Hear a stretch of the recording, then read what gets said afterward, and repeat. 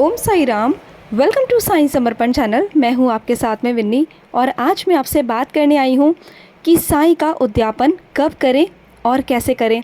जैसे कि आप सभी जानते हैं, जब भी हम व्रत रखते हैं साई के 9, 7, 11, 21 जैसे भी आपकी श्रद्धा है, जब हम उसका समापन करते हैं उस दिन हम साई का उद्यापन करते हैं, साई के व्रत का उद्यापन करते हैं। तो कई लोगों को सही तरह से पता नहीं होता कि किस तरह से हमें उद्यापन करना है और क्या इसकी विधि है। तो चलिए आइए आज हम इस बारे में बात करेंगे कि उद्यापन कैसे करें और कब करें और किस तरीके से करें।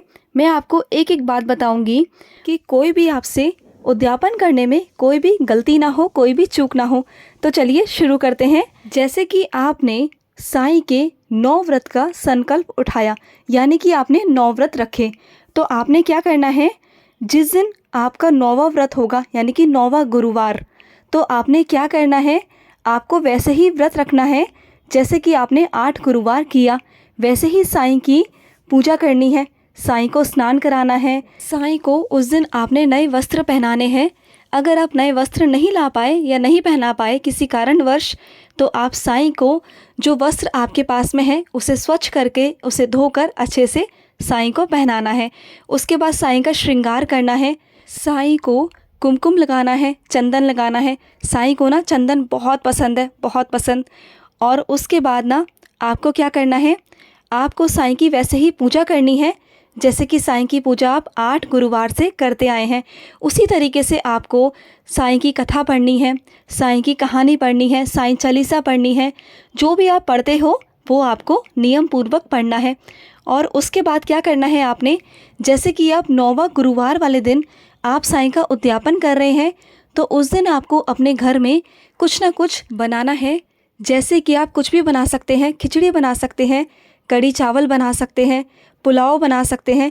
आपका जो मन करे आप बाबा के लिए बना सकते हैं। और साथ ही साथ आप बाबा को कुछ मीठा भी अर्पण करें उस दिन। चाहे आप लड्डू बनाएं, मिठाई बनाएं, या कोई भी आप ना बाहर से मंगवा सकते हो। जो भी आपका दिल करे, जो भी आपका मन करे, चाहो तो आप बाबा के आगे फल भी रख सकते हैं। तो उस दिन ना आपको जो आप खाना बनाओगे उस दिन वो बाबा को अच्छे से खिलाना है, अपने हाथों से बाबा को अर्पित करना है। और बाबा को अर्पित करने के बाद जितनी भी आपकी सक्षमता है उसके अनुसार आपको किसी को भी भूखे को भोजन कराना चाहिए। चाहे आप किसी व्यक्ति को कराएं, चाहे किसी जीव जंतु को कराएं, चाहे गाय को कराएं, कुत्ते को कराएं, किसी को भी आप कराएं, लेकिन किसी न किसी को भोजन ज़रूर कराएं। जितनी श्रद्धा हो आप उतने लोगों को करा सकते हैं। ऐसा नहीं है कि आपको 9 लोगों को कराना है या 5 को कराना है। चाहो तो आप बाहर जाकर भी किसी को अन्नदान कर सकते हैं, और नहीं तो आप अपने घर में बुलाकर ही उन्हें अच्छे से भोजन करा सकते हैं। जैसे भी आपको सुटेबल लगे आप वैसा कर सकते हैं। और साथ ही साथ पूजा करते समय जो साईं की 9 व्रत कथा होती है, जैसे कि आपने साईं के 9 व्रत रखे हैं, तो आपको साईं व्रत की 9 किताबें यानी कि 9 पुस्तकें आपको मंदिर में रखनी है। पूजा के समय जिस वक्त भी बाबा से आप प्रार्थना कर रहे होंगे, जिस वक्त भी पूजा कर रहे होंगे, तो आपको वो 9 बुक्स, 9 किताबें बाबा के समक्ष रखनी है। और बाबा से कहना है, बाबा आपकी कृपा से, बाबा आपकी अनुमति से, बाबा मैं अपने ये 9 व्रत पूर्ण कर पाई हूँ और आज आप ही की कृपा से मैं उद्यापन कर रही हूँ। तो बाबा इसमें भी मेरा साथ दीजिए और आपको कोटि कोटि प्रणाम है। अगर आपका जो मनोकामना है वो 9 व्रतों के अंदर पूरी हो जाती है तो बाबा को उसके लिए थैंक यू कीजिए, शुक्रिया कीजिए। और अगर नहीं हुई है तो बाबा से कहिए, बाबा मैंने सच्चे मन से, सच्चे भाव से आपका उद्यापन पूर्ण किया है बाबा, तो आप आगे चलकर मेरी मनोकामना को जल्द से जल्द पूरा करें बाबा, उसकी कृपा करें, अपना कृपा बरसाइए बाबा, अपना आशीर्वाद बरसाइए।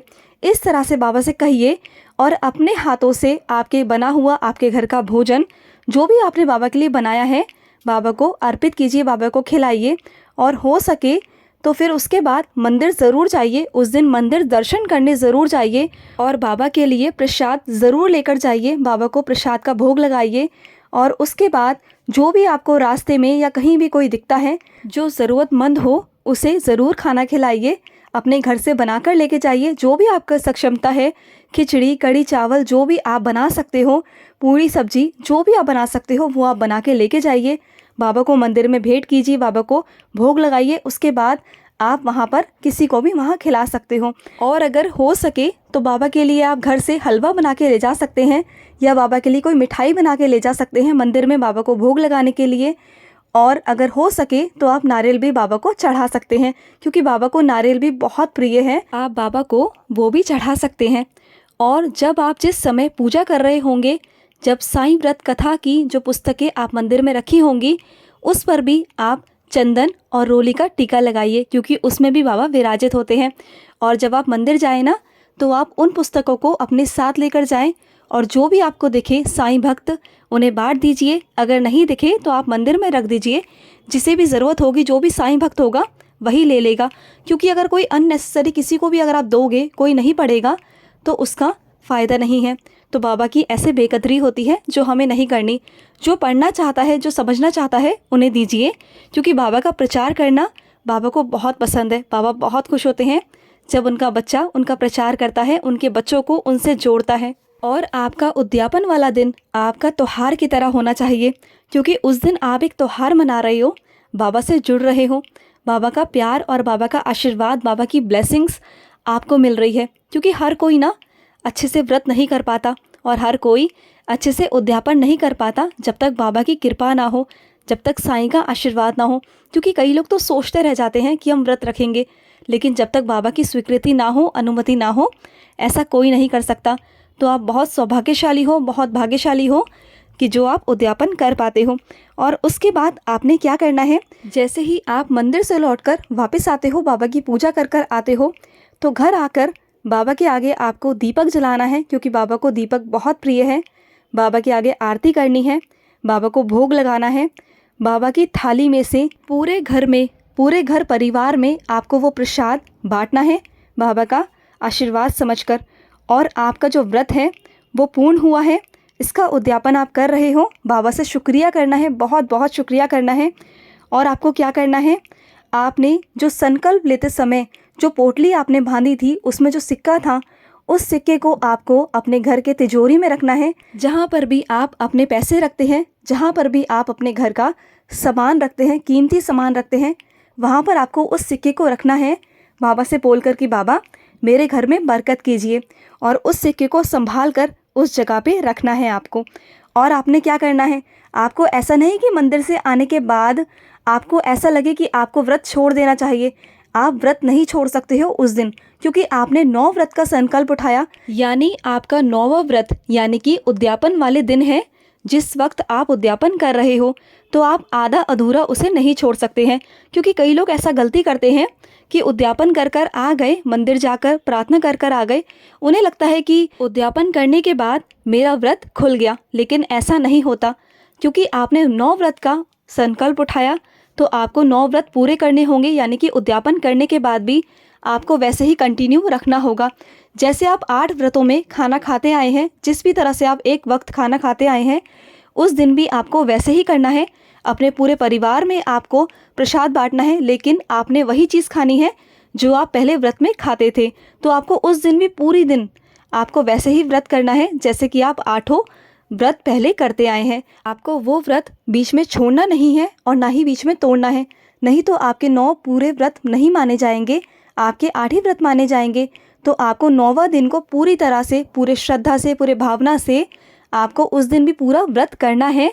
और आप जब नेक्स्ट गुरुवार आएगा, यानी कि 10वां गुरुवार, तब से आप अपना व्रत खोल सकते हैं। तब आपके पूरे 9 व्रत माने जाते हैं। और ऐसा बहुत सारे लोग गलतियां कर देते हैं अनजाने में, जिनको पता नहीं होता, लेकिन आप ऐसी गलती कभी ना करें।